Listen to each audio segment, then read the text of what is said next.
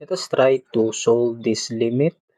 From the numerator, we have sine 2x, that is the identity of double angle formula.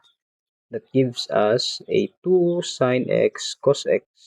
And plugging in this value to our problem, it will lead to this one. And to simplify this, we have this one. And from the numerator, we have sine squared x.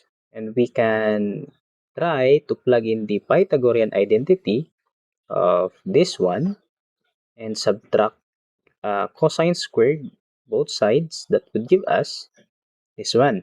So by plugging in this identity to the equation or to the limit, that would give us this one.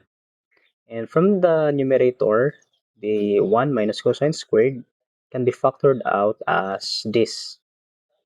And plugging in this value would give us this one.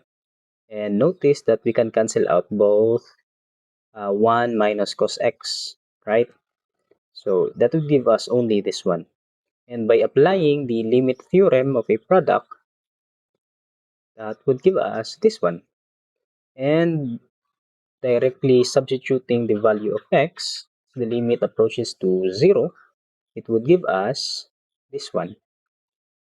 And we know that cosine 0 is equal to 1, right?